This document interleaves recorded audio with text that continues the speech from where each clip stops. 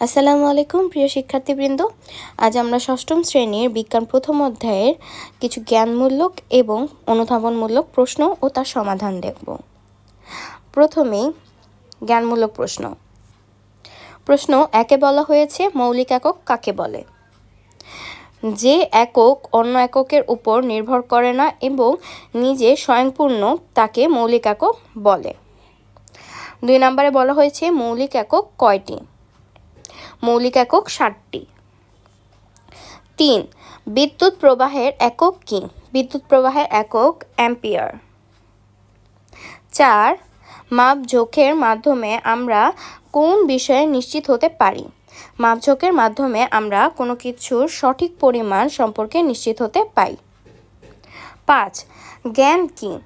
জ্ঞান হলো কোনো কিছু সম্পর্কে তথ্য। 6 বিজ্ঞানের জ্ঞান অর্জনের গুরুত্বপূর্ণ পদ্ধতি কি? বিজ্ঞানের জ্ঞান অর্জনের গুরুত্বপূর্ণ পদ্ধতি পরীক্ষণ। 7 নম্বরে বলা হয়েছে বেঁচে থাকার জন্য গাছের কি দরকার?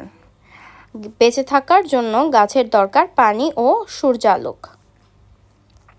8 নম্বরে বলা হয়েছে বৈজ্ঞানিক পদ্ধতির শেষ ধাপ কোনটি? বৈজ্ঞানিক পদ্ধতির শেষ ধাপ হলো ফলাফল প্রকাশ। বৈজ্ঞানিক প্রশ্নের উত্তর খোঁজার জন্য প্রথমে কি দরকার? বৈজ্ঞানিক প্রশ্নের উত্তর খোঁজার জন্য প্রথমে জানা বা বিদ্যমান তথ্যের আলোকে একটি আনুমানিক সিদ্ধান্ত গ্রহণ করা দরকার। পরিমাপের বৈষম্য দূর করার জন্য কি বিবেচনা করা হয়?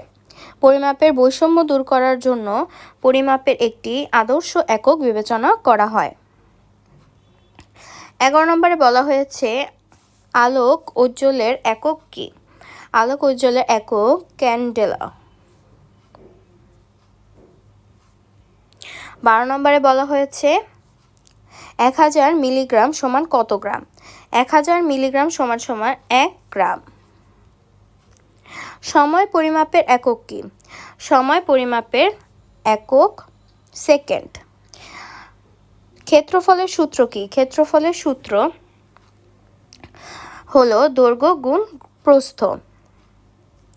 কোনো বস্তুর দৈর্ঘ্যকে প্রস্থ দিয়ে গুণ করলে কি পাওয়া যায়? কোনো বস্তুর দৈর্ঘ্যকে প্রস্থ দিয়ে গুণ করলে ক্ষেত্রফল পাওয়া যায়। সিজিএস পদ্ধতিতে ক্ষেত্রফলের একক কি? সিজিএস পদ্ধতিতে ক্ষেত্রফলের একক বর্গ সেমি। 17 নম্বরে বলা হয়েছে দৈর্ঘ্য পরিমাপের জন্য কোন স্কেল ব্যবহার করা হয়? দৈর্ঘ্য পরিমাপের জন্য মিটার স্কেল ব্যবহার করা হয়। 18 নম্বরে বলা হয়েছে একটি অসম বস্তুর আয়তন কি দিয়ে পরিমাপ করতে হয়? একটি অসম বস্তুর আয়তন মাপজোঁক দিয়ে পরিমাপ করতে হয়। 19 নম্বরে বলা হয়েছে তরল পদার্থে আয়তন কি দিয়ে পরিমাপ করতে হয়? দাগাঙ্কিত মাপজোঁক ব্যবহার করে তরল পদার্থের পরিমাপ করতে হয়। 20 নম্বরে বলা হয়েছে তাপমাত্রার একক কি?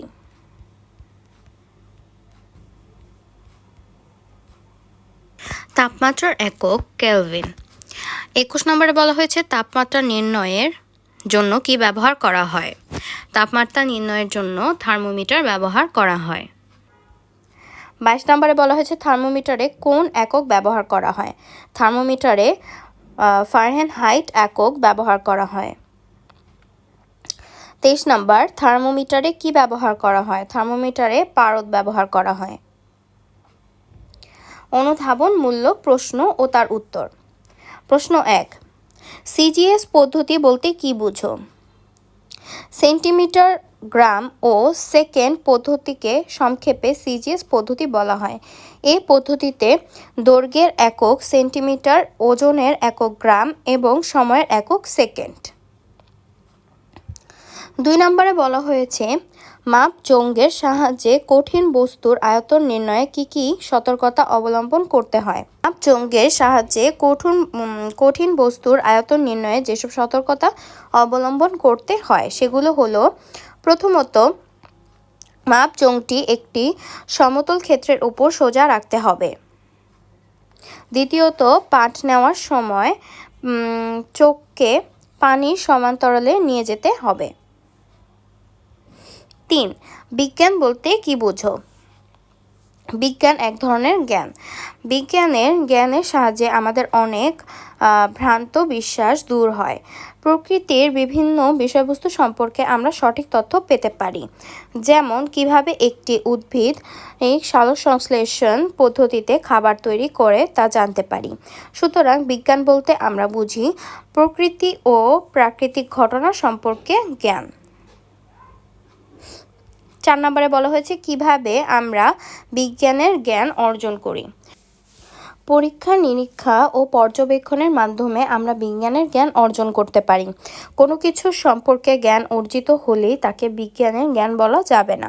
বিজ্ঞানের মানদণ্ডে উত্তীর্ণ হতে হলে জ্ঞানকে পরীক্ষা নিরীক্ষা পর্যবেক্ষণ ও যুক্তিযুক্ত চিন্তার মানদণ্ডে উত্তীর্ণ হতে হবে। এভাবে ব্যাখ্যা ও বিশ্লেষণ দ্বারা আমরা বিজ্ঞানের জ্ঞান অর্জন করতে পারি। 5 নম্বরে বলা হয়েছে পরীক্ষণ পদ্ধতির ধাপগুলো কি? পরীক্ষণের মাধ্যমে কোনো বিষয় সম্পর্কে সঠিক তথ্য জানা যায়। পরীক্ষণের ধাপগুলো নিম্নরূপ: 1.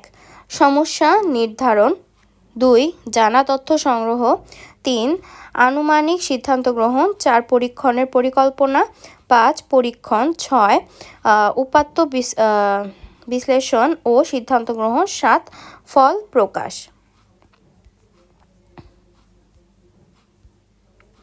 পরিমাপ প্রকাশের জন্য কি কি প্রয়োজন? প্রত্যেক ক্ষেত্রেই পরিমাপকে একটি সংখ্যা ও একক দ্বারা প্রকাশ করা হয়। যেমন কোনো কিছুর দৈর্ঘ্য মাপার পরে আমরা বলি 10 মিটার, কিন্তু যদি বলি 10 তাহলে কোনো অর্থ বহন করে না। অর্থাৎ পরিমাপকে প্রকাশ করার জন্য একটি সংখ্যা ও একটি এককের প্রয়োজন। সাথে বলা হয়েছে পরিমাপের এসআই পদ্ধতি বলতে কি বোঝায়? পরিমাপের এসআই পদ্ধতি পূর্ণরূপ হলো ইন্টারন্যাশনাল সিস্টেম অফ ইউনিট। এখানে ভুল আসছে কথাটা। পরিমাপের ভিন্নতার কথা বিবেচনা করে এবং সকল মতবিরোধ দূর করার জন্য 1960 সালে পৃথিবীতে একটি সাধারণ একক পদ্ধতি ব্যবহারের সিদ্ধান্ত গৃহীত হয়। এটাই পরিমাপের এসআই পদ্ধতি। 8 নম্বরে বলা হয়েছে ক্ষেত্রফল বলতে কি বোঝো? ক্ষেত্রফল বলতে একটি বস্তুর পৃষ্ঠতল কতটুকু স্থান দখল করে আছে তাকে বোঝায়। কোনো বস্তুর দৈর্ঘ্য এবং প্রস্থ আলাদাভাবে পরিমাপ করে দৈর্ঘ্যকে প্রস্থের সাথে গুণ করলে ক্ষেত্রফল পাওয়া যায়।